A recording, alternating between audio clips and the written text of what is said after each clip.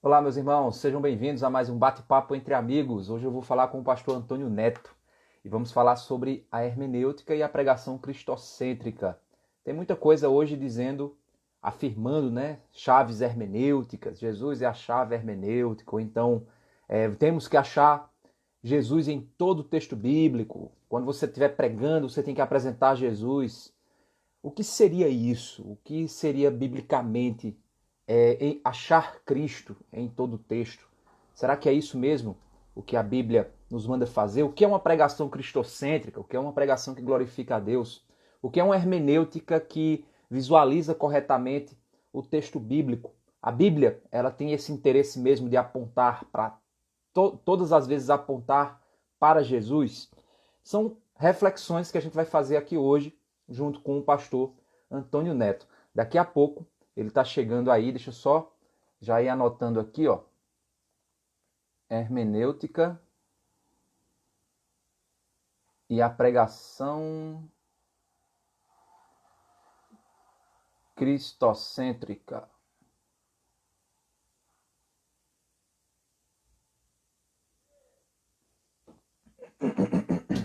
Deixa só ele já chegou aqui. Deixa ele mandar o convite e aí a gente inicia aqui o nosso bate-papo. E você que está aí participando, compartilha aí, aperta aí o aviãozinho, ó, aqui embaixo. Não sei se eu estou apontando no lugar certo. O aviãozinho se aperta, manda para os teus contatos, para que mais pessoas possam estar acompanhando isso aqui. Se você perdeu os outros bate-papos hermenêuticos, bate-papos teológicos, você vai lá no meu canal do YouTube e você vai encontrar esses bate-papos lá. E aqui também no Instagram. Ou então nos canais dos respectivos convidados, né, que sempre eles têm baixado e colocado nos canais deles também. Deixa eu ver aqui, não sei se o pastor Antônio Neto está aqui, mandou.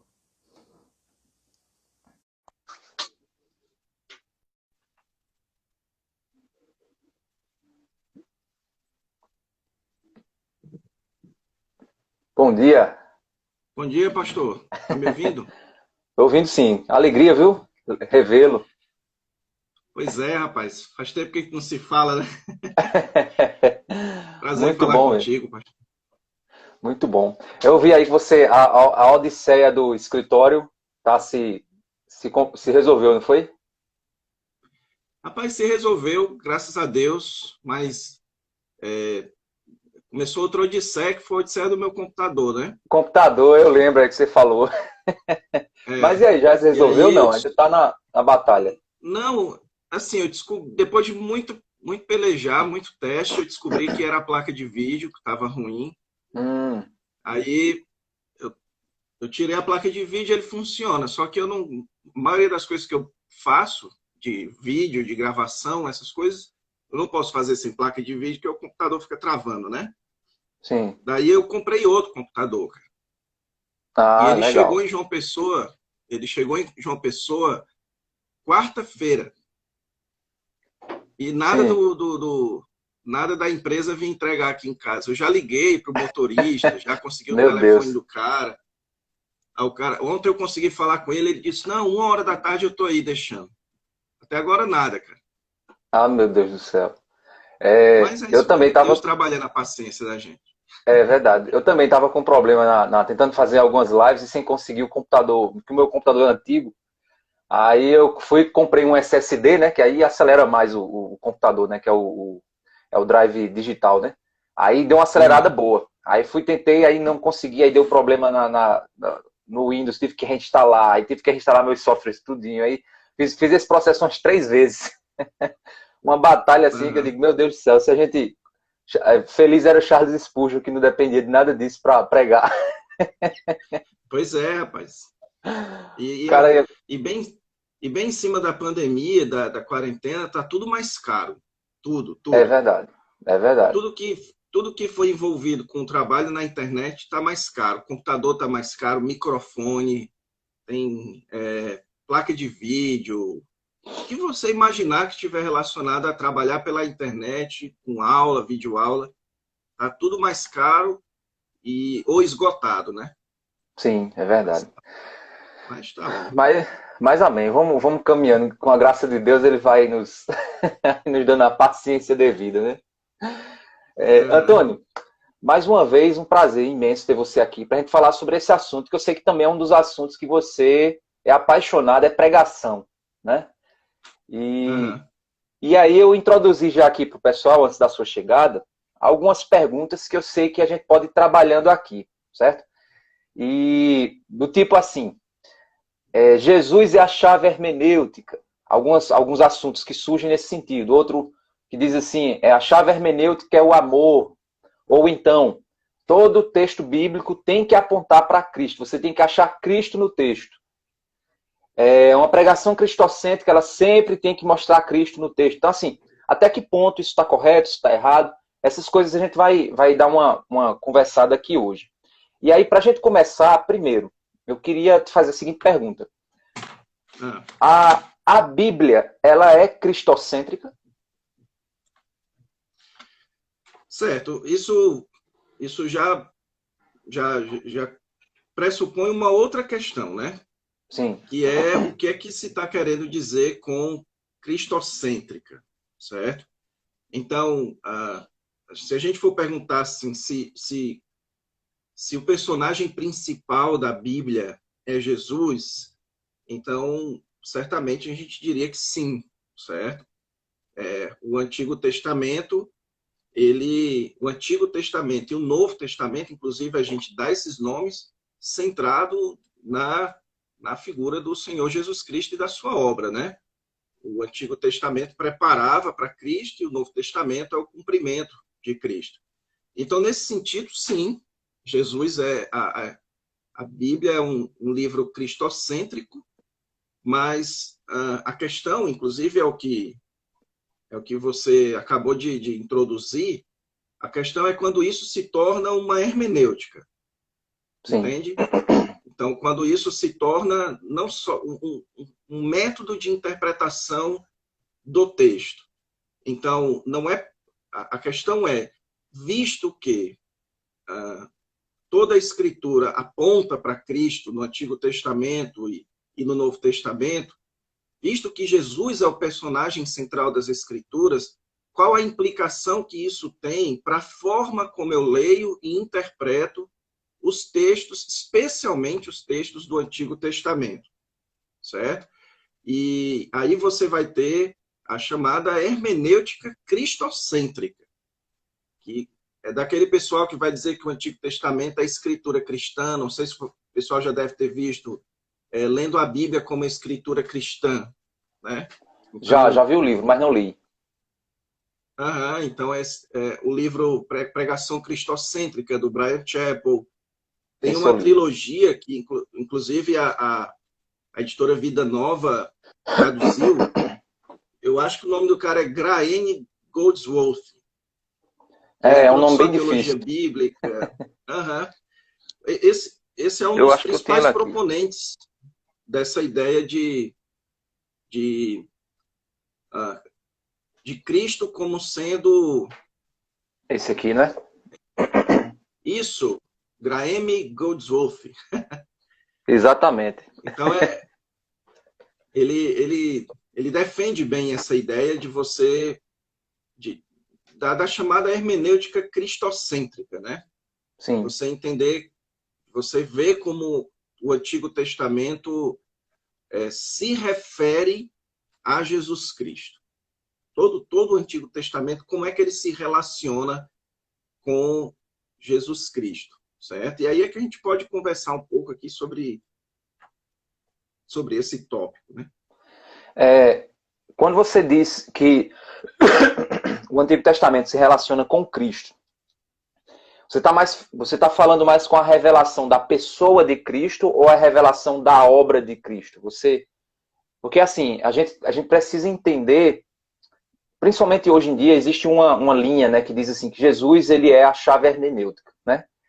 Essa linha, pelo que eu já observei, ela entende o quê? Entende que é um argumento que a gente chama de um argumento de ciclo fechado, né? É uma coisa que o argumento ele acaba anulando o próprio argumento. Por quê? Porque você diz o seguinte: Jesus é a chave hermenêutica. Então, você usa Jesus para criticar, por exemplo, Paulo. Só que Paulo apresenta Jesus. Né? Então, eles adoram usar Jesus. Então, quer dizer, eles personificam um Cristo. E essa personificação de Cristo se torna essa chave para criticar os outros textos. E aí você começa a desmontar as escrituras usando um argumento que parece ser bonito. Por isso que eu pergunto assim, quando a gente diz que a Bíblia aponta para Cristo, ela aponta para a pessoa ou para a obra? Eu posso dividir as duas coisas são a mesma coisa? O que é que você pensa em relação a isso? Certo. Então, agora você tocou num ponto que é muito importante da gente fazer uma distinção para toda a nossa live, certo? Sim. Quando a gente fala de hermenêutica cristocêntrica, isso é um pouco diferente de você dizer que Cristo é a chave hermenêutica, você dizer Cristo como chave hermenêutica. Essa ideia de Cristo como chave hermenêutica é a ideia de que a Bíblia ela só encontra o seu valor para nós à medida que ela se refere a Cristo, ou à medida em que ela reflete Cristo para mim, ok? Então, a galera que defende essa ideia de Cristo como chave hermenêutica, eles vão dizer o seguinte, olha, o Antigo Testamento é uma coletânea de histórias, é uma expressão da fé do povo judeu, e à medida que eu encontro Cristo lendo o Antigo Testamento, então aquilo se torna relevante para mim. Eu vou comparar aqui o que Jesus ensinou com o que Paulo ensinou. Aquilo que Paulo falou, que é diferente de Jesus, não tem valor, certo? Então, Sim. essa ideia de Cristo como chave hermenêutica é você julgar a Bíblia à medida que ela reflete a Cristo, a pessoa e a obra de Jesus, né? Mas especialmente a pessoa, a ética de Jesus, a moralidade de Jesus, o exemplo de Jesus. E essa é uma ideia que tem raízes, tem as mesmas raízes no liberalismo teológico, certo? Sim. A ideia de Cristo como chave hermenêutica, ela é uma ideia, de certa forma, existencialista, ou seja, qual é aquilo que o que é aquilo que dá razão para a minha religiosidade? É Jesus, Jesus de Nazaré, certo? Então, apenas aquilo que reflete Jesus na Bíblia é aquilo que eu quero saber. O resto não me interessa, ok? Sim. Então, isso daqui é uma coisa, ok? Outra coisa é a chamada hermenêutica cristocêntrica. Sim. Que é você usar Cristo e no caso, tanto a pessoa, tanto o exemplo de Jesus, quanto a sua obra, ele precisa ser entendido no Antigo Testamento. Sim. Há diversas formas de você fazer isso. Você pode fazer isso por analogia, você pode fazer isso por tipologia, diversas formas. Mas, sim, quando você lê o Antigo Testamento, você tem que encontrar como aquilo se relaciona com a pessoa e a obra de Cristo. Isso é a hermenêutica cristocêntrica, certo? Eu acho que essa é uma distinção importante de fazer. Interessante. Ela parece ser muito sutil, mas você percebe o seguinte, que normalmente as pessoas que defendem, né, uma hermenêutica, não a hermenêutica cristocêntrica, mas Jesus como chave hermenêutica, eles utilizam disso, né, muitas vezes para, como eu falei, para desmontar o significado da própria Bíblia. No entanto, é a Bíblia quem revela a obra de Cristo para nós. Uhum. Então, assim, quando eu tenho uma hermenêutica cristocêntrica, ela já subtende que eu estou buscando a obra de Cristo no texto bíblico. Então, significa dizer que eu já estou partindo para o texto com o pressuposto de que Cristo veio fazer uma obra. Isso. Não é isso? Estou partindo com o pressuposto, Cristo veio fazer uma obra.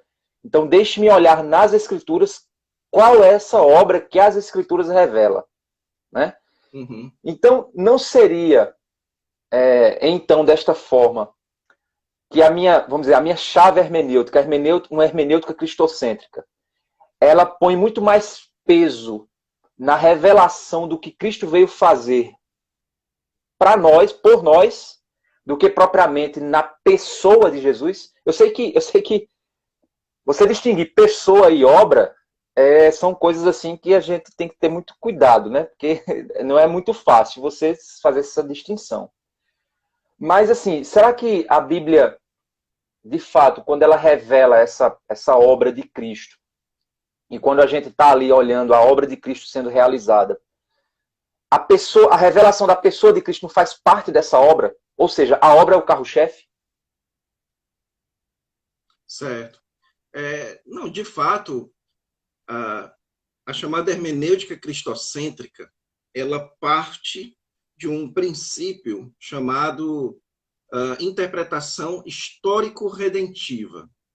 Okay? Imagino que você já ouviu esse termo, Sim. né? Da interpretação histórico-redentiva. E como você mesmo está dizendo aí, o próprio nome hermenêutica histórico-redentiva, ele foca na obra de Jesus, na obra redentora de Jesus. Então, a ideia é a seguinte, é que a história do Antigo Testamento, e eu enfatizo aqui o Antigo Testamento, porque a chamada pregação cristocêntrica, hermenêutica cristocêntrica, ela lida principalmente com o Antigo Testamento, né? O Novo Testamento é fácil pregar sobre Cristo. No Antigo Testamento é que começa a discussão. Então, a hermenêutica cristocêntrica, ela entende que a história do Antigo Testamento, ela é a história da redenção. Okay? Ela é a história de como Deus está redimindo a humanidade através de Jesus Cristo. Okay? Através da obra redentora de Jesus. E por isso, ela é uma hermenêutica tipicamente teológica. Ela é gramatical, histórica e teológica. Okay? Então, deixa eu só explicar isso aqui para a galera. Na tradição evangélica, especialmente pós-reforma, o método hermenêutico adotado é a chamada hermenêutica histórico-gramatical, onde quando você vai interpretar o texto, você precisa entender o texto dentro do seu contexto histórico e através dos elementos gramaticais desse texto. Isso exclui a alegoria, certo? Sim. Coisas que não condizem com aquilo que o autor estava dizendo no seu contexto histórico, através daquele texto. Isso é o chamado de hermenêutica histórico-gramatical. A hermenêutica cristocêntrica, ela acrescenta um tópico aqui. Ela é histórico, gramatical e teológica. Por quê? Porque ela considera uma teologia, ela pressupõe uma teologia como parte do processo de interpretação. E que teologia é essa? A teologia de que a Bíblia é um livro histórico-redentivo, ou seja, a história da Bíblia é a história da redenção. É centrado na obra redentora de Jesus. Sim. Certo?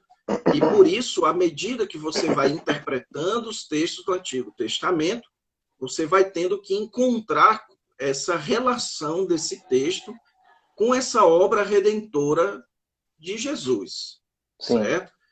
O contrário disso, segundo o pessoal que adota a hermenêutica cristocêntrica, eles adotam com a seguinte ideia, que se você não fizer isso, a sua pregação ela vai ser uma pregação moralista. Ok? Ela vai ser uma pregação onde, por exemplo, digamos que eu vá pregar em Provérbios, capítulo 15, versículo 1. A resposta branda desvia o furor, mas a palavra dura suscita a ira. Então, imagine que eu vou pregar nesse texto, e aí eu vou expor esse texto. Eu vou dizer para o pessoal o que é isso, o que é resposta branda, o que é desviar o furor, qual a ideia de Provérbios. Se eu parar por aí, eu estou ensinando moral para as pessoas. É mera moralidade. Sim. ok? A hermenêutica cristocêntrica, ela defende, então, que eu preciso pegar esse texto de Provérbios e, de alguma forma, relacionar com a obra redentora de Jesus. Sim. Ok? Então, como é que se faz? Aí você tem vários métodos, certo? O mais famoso é o do Bryan Chapell, que é o chamado de... agora me fugiu o termo. Centrado no coração. Não, e a aplicação, né? Que é a centrada no coração. É que ele fala assim que você percebe qual é um problema que a pessoa tem, um Sim. problema, um estado, um problema que requer redenção, Isso, certo? é centrado no coração. Ele chama de TC. Eu lembro, é porque faz tempo que eu li o livro, Aham, mas ele fala exatamente sobre a aplicação, né? Você olha para o coração, você olha para o texto, então esse texto se aplica a essa situação do coração. isso, Cristo isso, entra fazendo essa conexão entre, exatamente, né, o texto e a aplicação, e a isso. necessidade do É, coração. exatamente. Então, a, é, a resposta branda desvia o furor, mas a palavra dura suscita a ira. Então, isso aponta para o nosso foco redentivo, a nossa necessidade de redenção, Exatamente. porque nós só vamos conseguir dar uma resposta branda e fazer isso se nós tivermos o perdão de Cristo, a obra de Cristo colocada em O nós, fruto do espírito, né? A fruto do mansidão, domínio Isso, próprio. isso. Então você nota que a teologia do Novo Testamento ela é determinante na sua interpretação do Antigo Testamento. Sim. Por isso que é chamado de hermenêutica histórico-gramatical teológica, certo? Ah, então, então é exatamente isso, assim, de você pressupor a teologia do Novo Testamento na sua interpretação do Antigo Testamento. Isso é interessante porque você vê até mesmo os próprios autores do Novo Testamento fazendo isso naquilo que a gente chama de imperativos e indicativos, né? Você tem Sim, sempre nas epístolas, ele começa a epístola com uma série de afirmações teológicas, né, asseverações teológicas, que são indicativos da obra de Cristo. E aí, mais ou menos da metade para o fim, ele entra nas questões práticas, que aí são as consequências, e aí ele dá os imperativos, ou seja, por causa disso você deve viver assim, né? Por causa disso a consequência é essa. Então, por causa da obra de Cristo, você deve viver dessa forma. Então, seria mais ou menos isso, né? Porque, por exemplo, se eu pegar os imperativos bíblicos, lá na Romanos, a partir do 12, né? Que é quando ele começa lá em Romanos, essas questões práticas da fé cristã.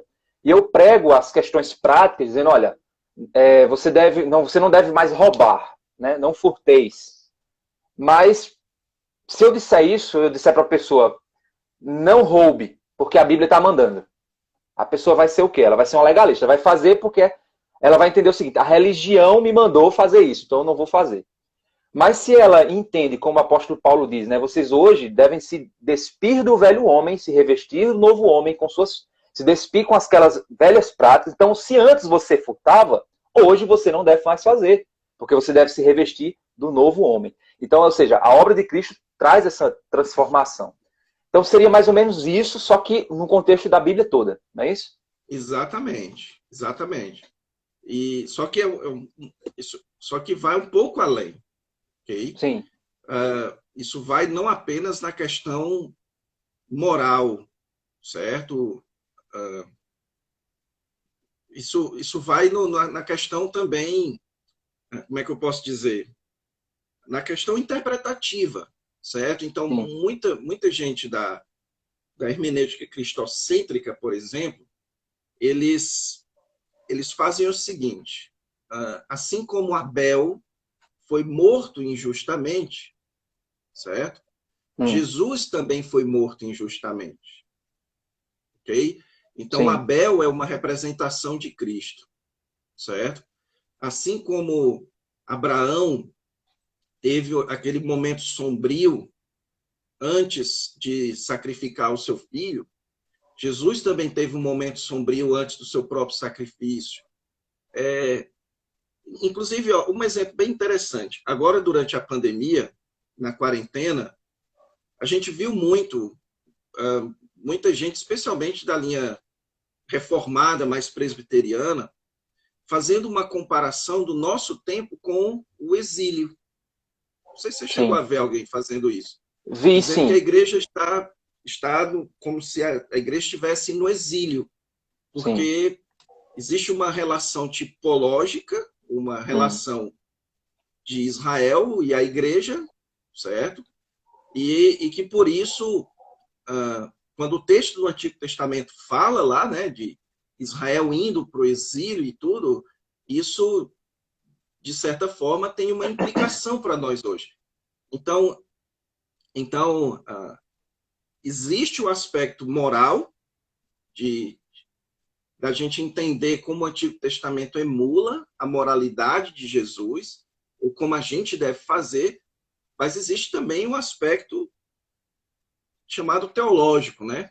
O canônico, que você está pegando a sua posição no cânon, a sua posição na história, que é a posição da nova aliança, novo homem, e usando isso como indicativo já no Antigo Testamento. Sim. Certo? Então, essa distinção muito importante do indicativo para o imperativo. O indicativo é o que é, o imperativo é o que eu devo fazer. Como consequência do que é. Isso. O que o pessoal da hermenêutica cristocêntrica faz é pegar o indicativo do Novo Testamento e levar para o Antigo Testamento. Certo? Então, eles fazem isso o máximo que eles podem. Então, a minha posição em Cristo já deve ser vista lá no Antigo Testamento. Por quê? Sim. Porque toda escritura é escritura cristã, porque toda a Bíblia aponta para Deus e por aí vai, né? Sim. Isso é interessante porque, então, por exemplo, quando eu penso nisso, né, então se a gente pensa na redenção, né, como essa obra, né, a obra da redenção seria, vamos dizer, seria a chave hermenêutica, porque é uma hermenêutica cristocêntrica, né, a obra redentiva, histórico-redentiva. Então, a história da redenção ela vai me guiar na interpretação, eu tenho que observar em que etapa eu estou naquele texto bíblico, em que etapa da história da redenção eu estou, para eu poder considerar todos os elementos interpretativos para chegar àquela conclusão. Então isso tem uma relação direta com a teologia bíblica, né? Com o estudo da teologia bíblica, não é isso? Isso. Não, exatamente. Então isso é teologia bíblica pura, né? É teologia bíblica pura. Só que assim, não é tão pura, por quê? Porque uma vez que você considera o Novo Testamento como base interpretativa para o Antigo Testamento, isso já deixa de ser uma teologia bíblica, certo? E isso passa a ser uma interpretação teológica. Qual é a diferença disso? A teologia bíblica, ela tem o desejo de descrever o que um determinado escritor está fazendo com aquilo que ele está dizendo. O que é que isso significa? Na prática, significa o seguinte, que o teólogo bíblico ele vai se preocupar apenas em descrever o que o autor de Gênesis está querendo ensinar com aquilo que ele escreveu. Ok? Então, essa é a única preocupação do teólogo bíblico. O que o autor de Gênesis está querendo ensinar com aquilo que ele escreveu? Ou seja, a preocupação dele é interpretar. O teólogo bíblico ele quer interpretar. Exatamente. Ele chegar quer no produto final. descrever o significado. Sim. E para por aí. Ok? Agora, se eu digo o seguinte, como é que eu posso ver Cristo em Gênesis? Isso já passa a ser uma interpretação, isso já não é mais uma teologia bíblica. Isso é uma teologia sistemática. Ok? Sim. Eu estou levando uma teologia para o texto. Eu não estou querendo entender o que o autor do texto está dizendo, certo? Sim, Eu estou querendo entender o que aquilo implica para mim, que estou na nova aliança já, que já estou no século XXI, na sim, nova aliança, certo? E isso é um reflexo, o pastor Lázaro, da forte ênfase que existe na tradição reformada na questão individual. A tradição reformada ela tem uma ênfase muito maior na questão do indivíduo, certo? Você tem Agostinho e os seus seguidores na Reforma Protestante que, que, que focam muito nisso, a salvação individual, certo? A salvação como regeneração, como justificação, como tudo isso é aplicado a mim, ok? sim, E por conta disso, por conta de existir muito forte, é um humanismo cristão, de certa forma, sim, certo? Então, isso determina a sua leitura bíblica, porque sim. você está menos preocupado com o que o autor está querendo falar e mais preocupado com o que isso significa para mim, certo? E quais Por são, e isso é que quais você seriam os leva a textos, sua... e quais seriam os textos que dão base a essa aplicação que eu espero encontrar, não é isso? Exatamente. Então, na verdade, qual seria? Não, todo o texto tem que ser assim, Sim, certo? Então, vamos pensar, por exemplo, aqui na luta de Davi e Golias, certo? sim, Então, na teologia bíblica, a sua interpretação, você vai pensar o seguinte: o que o autor daquele texto estava querendo me ensinar com essa história? O que ele estava querendo mostrar com essa história? Ele estava querendo mostrar meramente a confiança de Davi, ou como Davi já era ungido antes de ser de fato ungido como rei, como a bênção de Deus já estava com Davi, não com Saul, Davi como libertador do povo. Então você tem tudo aquilo que o texto está querendo descrever. sim, Outra forma é você dizer o seguinte: olha, qual é a implicação da história de Davi e Golias para mim? A ideia é a seguinte: é que, assim como Davi venceu Golias, Jesus venceu o pecado, certo? Então, assim como Davi conquistou, ou venceu e matou Davi, Jesus também venceu o pecado, Jesus também venceu a morte, Jesus venceu Satanás, Jesus venceu tudo aquilo que, que eram os nossos gigantes, certo? sim, Então sim, você percebe, portanto, essa ênfase existencial, né? Essa ênfase de como aquilo implica para mim, sim. ok?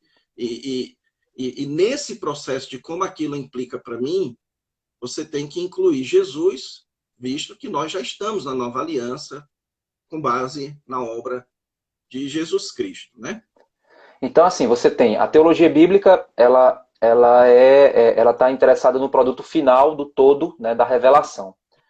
A teologia Isso. sistemática ela está mais voltada à intenção com que aquele texto se aplica a mim e quais os outros textos que podem apontar, né, essa aplicação, né, individual.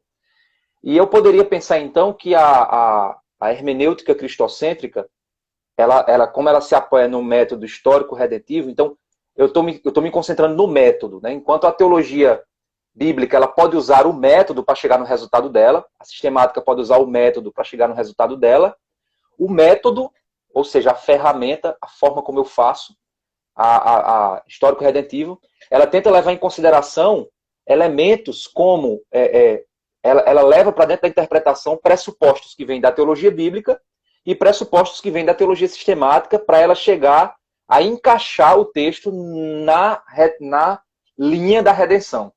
Seria mais ou menos isso, né? É exatamente isso. Exatamente. É uma Então, interpretação sistemática, né? sim, então assim, diante disso, né, diante dessa que a gente conseguiu traçar aqui nessa lógica, eu preciso, e aí vem uma pergunta que não sei se vai ter relação com o que a gente refletiu aqui ou, ou, ou é um outro pensamento, né? Eu preciso achar Jesus em todo o texto bíblico para que ele possa fazer Certo, sentido na pregação? certo. Então, aqui, então, a gente já, eu já vou deixar de descrever hermenêutica cristocêntrica para o que eu penso sobre isso, certo? Certo. Então, eu particularmente eu não abraço esse tipo de hermenêutica, certo? Então, se o pessoal tá acompanhando aqui tivesse gostando, gostei disso, gostei e tal, eu não concordo com isso, certo? Por quê? Porque por duas razões. Primeiro, uma razão bíblica, que é o fato de como é que o Novo Testamento usa o Antigo Testamento. É reducionista você afirmar que os textos que falam de Jesus, por exemplo, no caminho de Emaús, ele passando por toda a Escritura e mostrando como elas apontam para Cristo, ou textos onde o apóstolo Paulo fala de Jesus com base no Antigo Testamento e o povo de Bereia vai analisar para ver se era assim. Então, o fato de ter textos que mostram o Antigo Testamento sendo usado para apontar para Jesus, isso não significa dizer que todo o texto do Antigo Testamento, sem exceção, ele tem uma relação direta com Jesus, ok?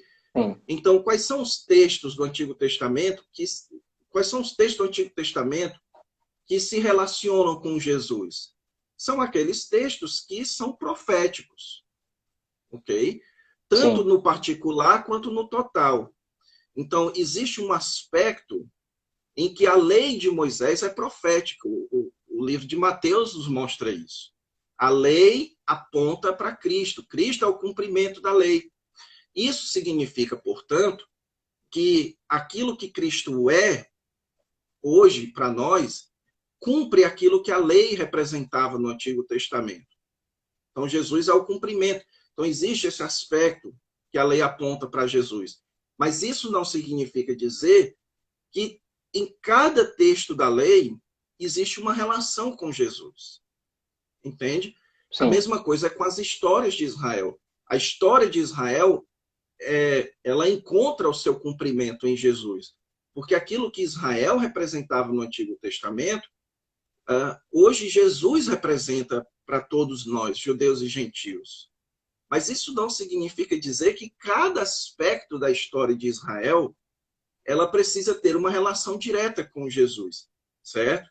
Sim. Então, além disso, o Novo Testamento, ele menciona o Antigo Testamento em vários momentos no seu caráter ético. Por exemplo, um texto que todo mundo que está assistindo aqui conhece.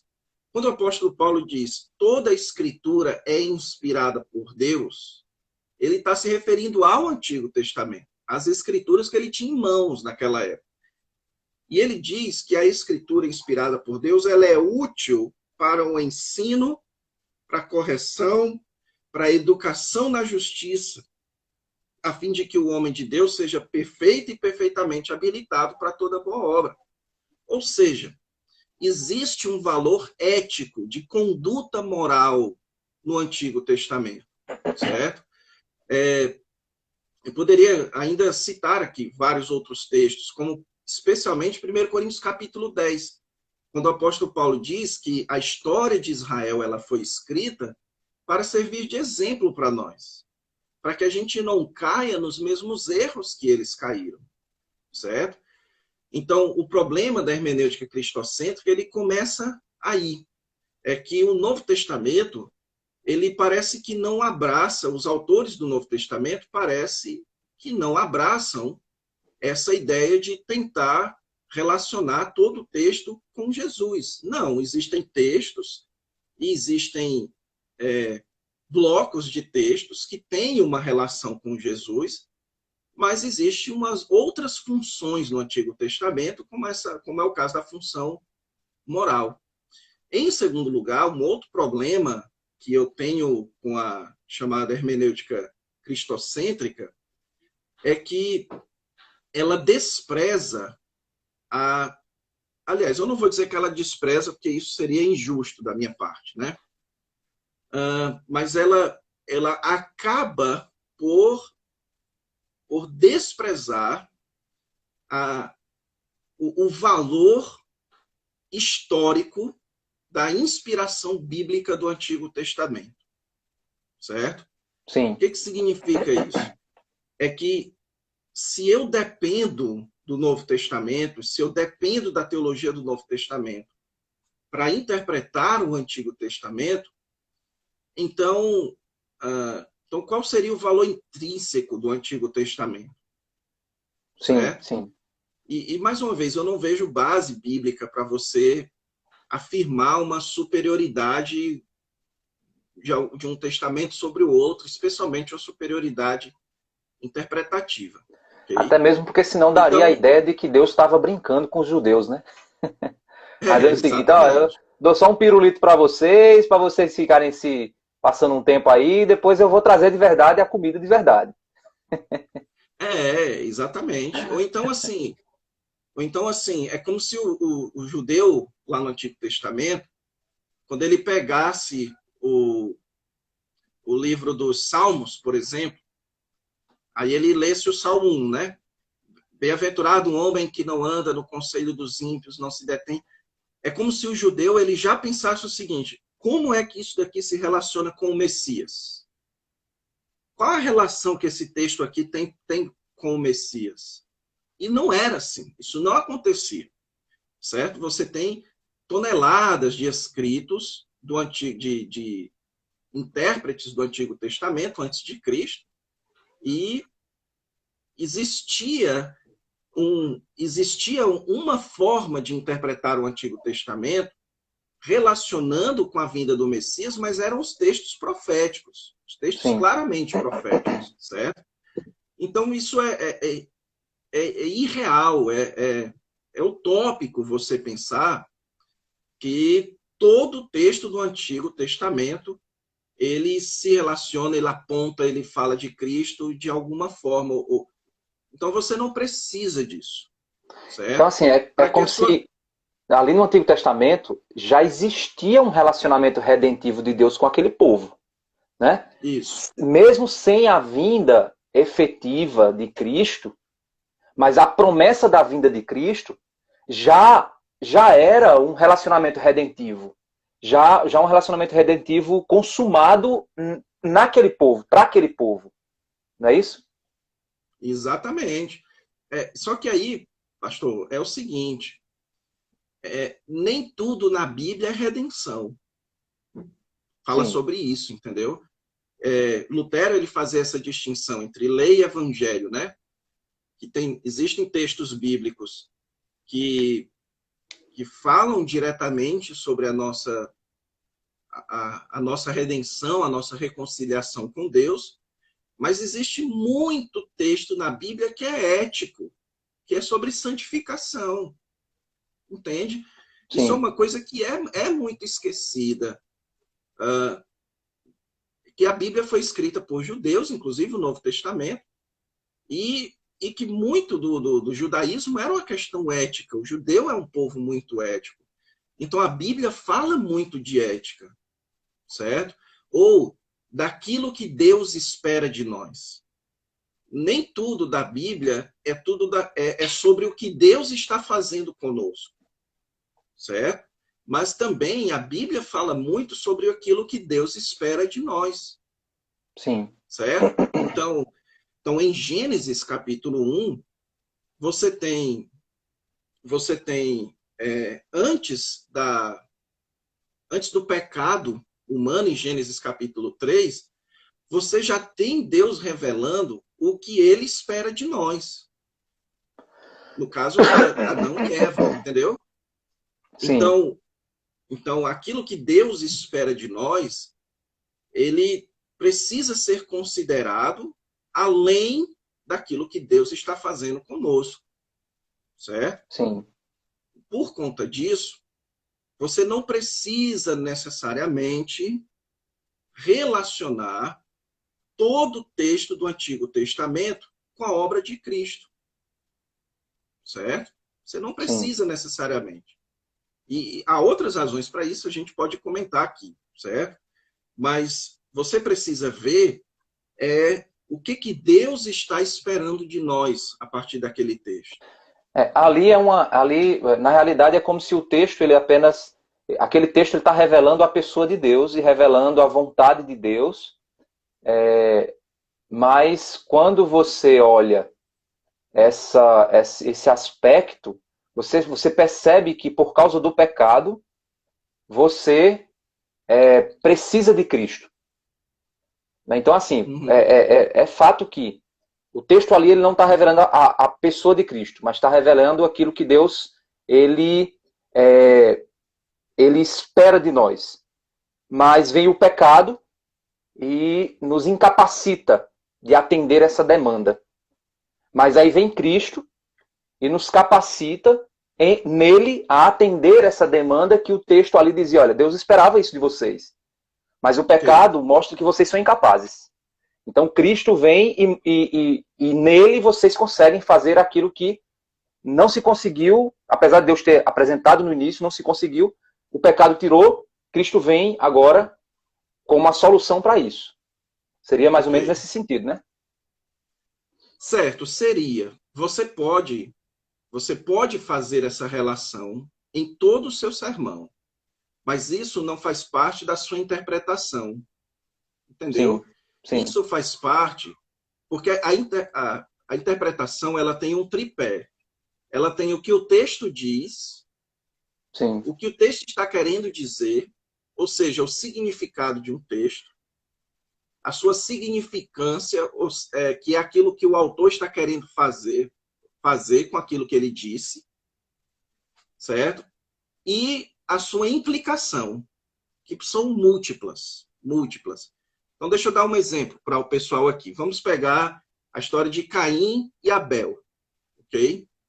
Então, o que significa? Quando você pergunta qual é o significado desse texto, você vai lidar com coisas do tipo qual o significado da oferta de Caim, o significado da oferta de Abel, ou questões textuais do tipo o que o texto quer dizer com o pecado jaz à porta, cabe a ti dominá-lo, certo? Por que Abel ofereceu aquele sacrifício? Então, você vai lidar com questões do significado do texto. Ok? A significância é o seguinte, o que o autor está querendo ensinar aqui? Certo? A hermenêutica cristocêntrica, ela já vai colocar aqui, ok? Ela já vai trazer para a implicação. Ela já vai trazer para cá. Então, você vai ter pessoas da hermenêutica cristocêntrica, eu não vou dizer que todos, mas muita gente vai dizer o seguinte, olha, Abel, ele ofereceu um sacrifício perfeito e ainda assim foi rejeitado pelo seu irmão. Certo?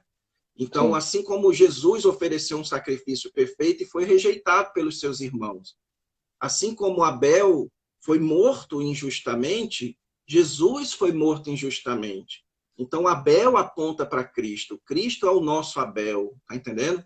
Sim. Então, aquilo que Abel fez, Cristo fez também.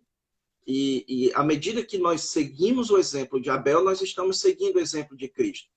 Ou então, dizer o seguinte, assim como Abel foi obediente a Deus e deu um sacrifício, e deu uma oferta de acordo com aquilo que Deus queria, nós também deveríamos fazer isso. Nós também deveríamos oferecer para Deus aquilo que Deus espera de nós. Mas o pecado nos impede. Certo? Sim. Estou seguindo a lógica do Bryan Chapell, lá do livro Pregação Cristocêntrica, né? Então, o pecado nos impede disso e por isso nós precisamos de um novo Abel que faça por nós aquilo que aquilo que nós não conseguimos fazer. Certo? Então, o meu ponto é que você não precisa fazer isso. Certo? O que você pode fazer é colocar a obra de Cristo e o exemplo de Cristo não como parte do texto em si, mas como parte da implicação do texto. Então, como seria, Entendi. em termos práticos? Você descreve a história de Abel e Caim, você tira o significado daquele texto, e então você faz a seguinte conclusão. O que o autor de Gênesis está querendo me colocar aqui é duas gerações, de como logo depois de Adão, você já tem o cumprimento de Gênesis 3,15, da geração que invoca o Senhor, para a geração dos filhos da serpente, o descendente aquela geração que iria gerar o descendente de Eva, para aquela geração que é a geração dos filhos da serpente, certo? Sim. E então, que, portanto, nós precisamos fazer parte dessa geração dos filhos Que invocam do o Senhor. descendente, tá entendendo?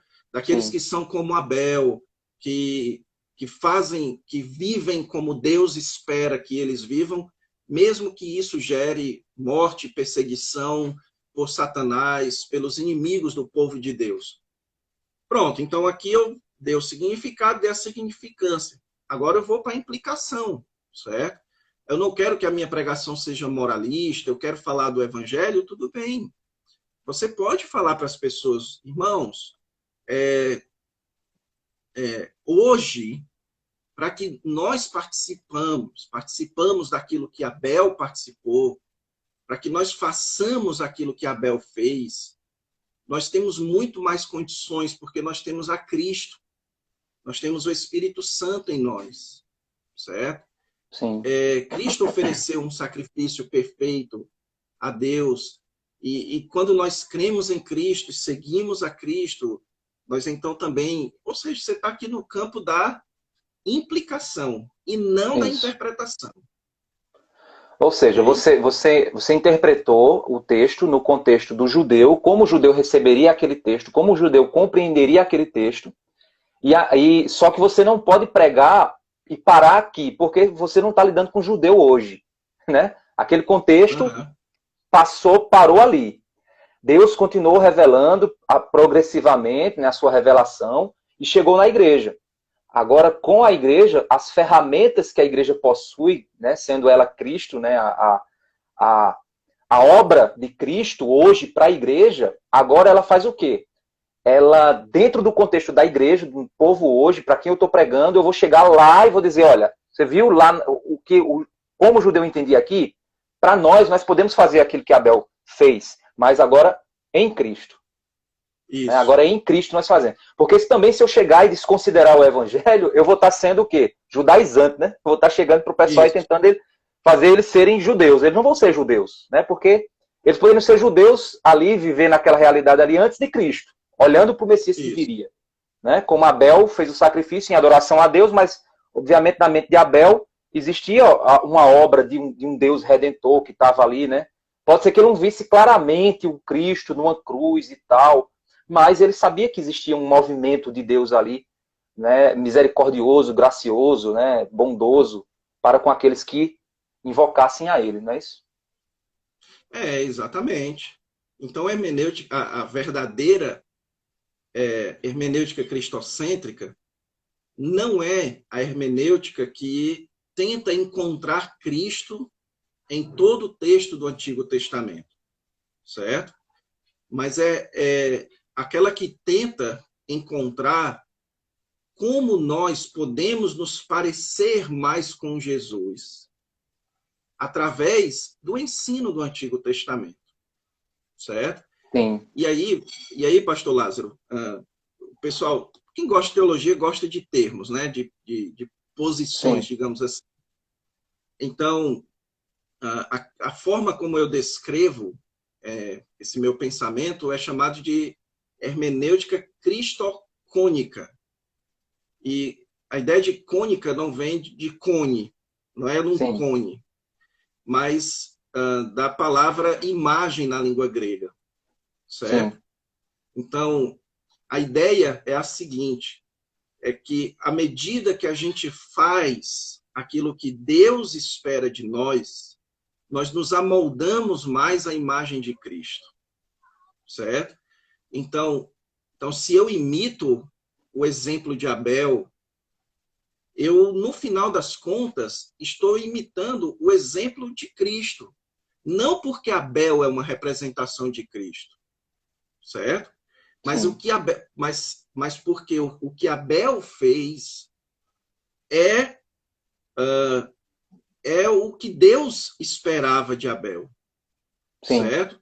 E sempre que nós fazemos aquilo que Deus espera de nós, nós nos parecemos mais com Jesus. E hoje nós só Esse conseguimos fazer com Cristo. Exatamente. Então isso está no campo da implicação, certo? Interessante. Jesus ele não é chave hermenêutica. Jesus ele não assim, você não tem que levar Jesus para interpretar todo o texto do Antigo Testamento, certo? Para a sua pregação ser evangélica, você não precisa necessariamente relacionar e dizer como é que Abel representa Jesus, como é que Davi representa Jesus, como é que Abraão representa Jesus, como é que José representa Jesus, Israel, Jeremias, você não precisa disso. Você só precisa descrever o que é que Deus espera de nós e dizer que à medida que nós fazemos aquilo que Deus espera de nós, nós estamos nos parecendo com Jesus, que é o exemplo maior, certo? E aí, pastor Lázaro, porque isso daqui é assunto para um curso, certo? É tanto que eu estou olhando aqui a hora, a gente tem aqui o quê? Tem 3 minutos pelo Instagram aqui. Pois é, aí não dá tempo de eu falar dessa questão de como o Novo Testamento enfatiza isso, né? Enfatiza essa ideia de nós nos amoldarmos à imagem de Cristo. De Jesus como a palavra de Deus, Jesus como o cumprimento da lei, Jesus como o cumprimento dos profetas, Jesus como o cumprimento de Israel. Então, que tudo no Antigo Testamento é uma emulação da imagem de Cristo. Quem joga videogame entende o que é essa ideia de emular a imagem, né?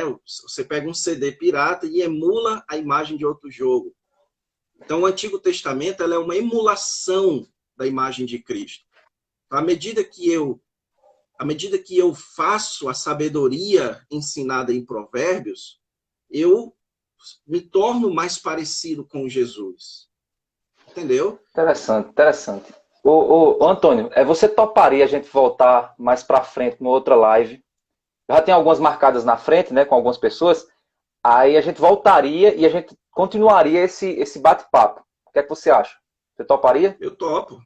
Beleza, então quem está acompanhando... Pode marcar a data que a gente fecha. Beleza. Então a gente vai continuar vendo esse tema. Eu acho que é um tema interessante porque tem muitos espantalhos, muitos ecos, muitos ruídos, muita coisa que o pessoal só repete sem refletir, né?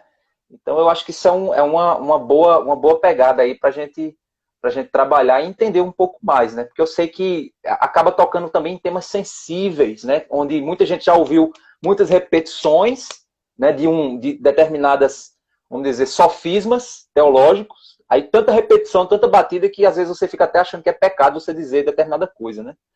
Uhum. Então acho que é um tema interessante, né? Para gente refletir.